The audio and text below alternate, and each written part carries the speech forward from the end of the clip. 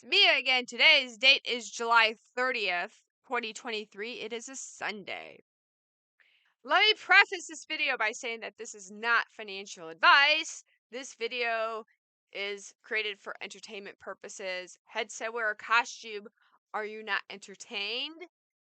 And if you're not entertained, I think you might need blood splattered all over your face to prevent yourself from yawning.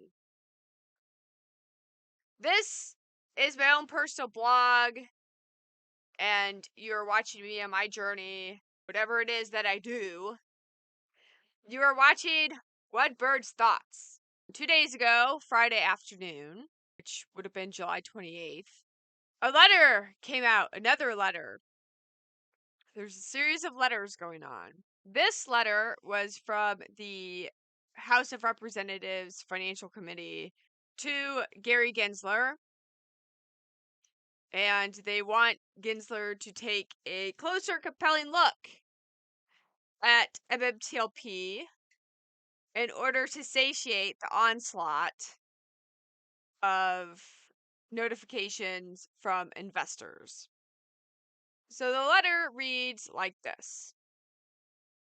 Basically, the first paragraph is like, hey, Chair Gensler, there's this security, the Series A preferred share, otherwise known as MMTLP.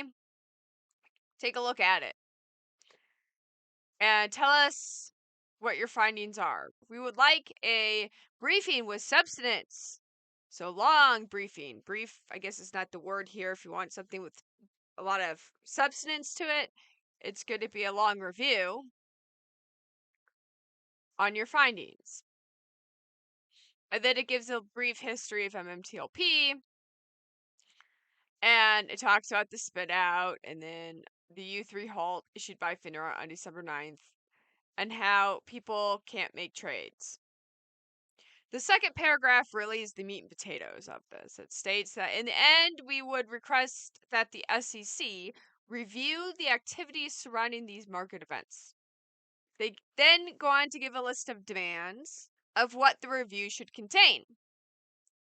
They'd like a timeline of trading of MMTLP on the OTC markets, the actions taken by the SEC, self-regulatory organizations such as Finra, the issuers, and the transfer agent and other relevant parties during the time of MMTLP was traded. So we're going to look at all parties involved in this during the timeline of MMTLP. And the transaction that produced Nextbridge shares. In addition, please include information regarding the S1 filed by Nextbridge Hydrocarbons on July 26, 2023. That is a very interesting statement there. As part of the requested briefing, we ask that the SEC be prepared to identify any regulatory legislative gaps that may be addressed so that the SEC, FINRA, and other regulatory entities may better protect investors and strengthen market integrity. And then your findings are going to help us understand better the issues that have been raised by investors and should we be concerned. And let us know of any wrongdoings. So that's the letter. But it's very interesting how they pointed out the S1 from July 26th. It's very interesting. This letter came out July 28th. So either they wrote this letter shortly after the S1 was released, or they were waiting for the S1 to come out. Or maybe they were writing it and then the S1 came out. They're like, oh, include that too. But I find it very interesting that they included such a topical piece of information in their letter. So I'm sure many investors would like to know if there's going to be any issue with getting shares of Newco and extra interest in the orogrande. Is there going to be any interest? Granted, the shares of Newco come from if you transfer to AST and they'll be put into your AST account.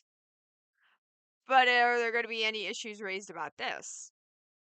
And as requested, take a look at this fish tank. Here's today's fish tank update. There's my fish, my betta fish, anthracite.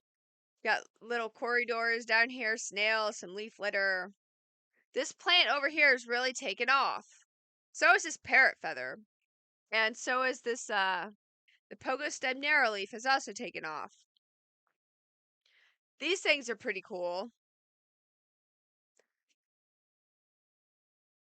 And I have some red Rotalia here making stems, and usually the Rotalia kind of takes over, but in this tank, the other stuff is happening. There's this curly stem Vesuvius sword that has made runners that go like back there, and there's a runner that goes all the way up here. I gotta do something with those runners. But if I can get my 55-gallon set up somewhere, maybe over there, then I'll take some of these plant clippings because I'm very happy with how this tank is doing thus far. It's pretty good. But here's an update on my current fish tank. 29-gallon with the big filters in it because I have this whole back area is a filter. That's a filter, but that's where the pump is. Well, the pump's actually in here. And then it drives the water up to this box and it waterfalls out. And I like how the pump's down here because if the power turns on and off, I don't have to prime the pump. It's in the water and it sucks it up. I don't have to prime it. Some of the hang-on back filters you gotta prime. This one you don't have to prime. Time-wise, of course, we first had the NBHS1 on July 26th. The next day, some letters came out. Finra released letters between Nextbridge Hydrocarbons and themselves talking about MMTLP and trying to get the true trading days back. Finra says no. So Nextbridge is like, okay, well, we're going to issue a share of a different company of some more oil and gas assets. And of course, Friday, the day after this came out, the letter from the House of Representatives on the Financial Committee to the SEC Chairman Gary Gensler. And of course, on the House of Representatives that signed it, Pete Sessions is one of them.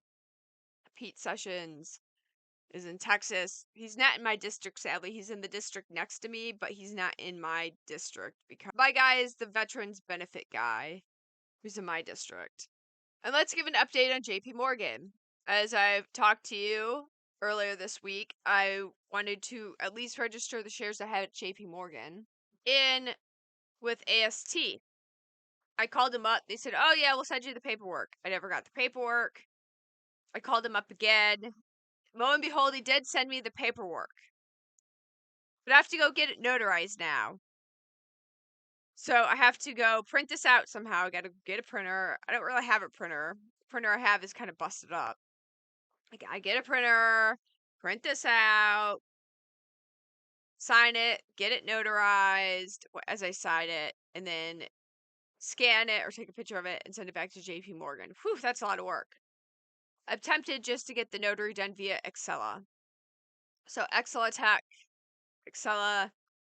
they provide an online notary service, which is kind of nice. I've used it before. It's you just do a webcam with the person and you hold up all your documents and you sign it and they go, okay. It's a lot easier than me driving quite a bit to go get something notarized. And some people go, Bird Lady, just get a traveling notary to come to you. There's not that many traveling notaries where I live. Although that might be a good business idea, I suppose. But I don't know what the demand is for notaries out here. You know, if it's in a demand for enough to warrant an actual business for it. It could be a side hustle, though. Okay, guys, that's it for today. I find the letter of Congress very interesting for the fact that they mentioned the July 26th S1. Do I see anything coming out of this letter of Congress? I personally don't. Maybe there'll be an investigation. That'd be nice. I'm not sure what to think because what's the limitations, right? Are they giving a deadline to the SEC? Or is the SEC going to say, oh, I'm working on it? 2 years later, I'm working on it. And we never get any resolution in that regard. What's the timeline? And if the SEC doesn't do their investigation or give the House of Representatives their briefing on their findings, what's going to be the repercussions of this, if any? Are there going to be any consequences for not doing what this letter says? Or is this all voluntary? What's the deal here? Those are my questions. Okay, guys, that's it for today. I will see you soon. Goodbye.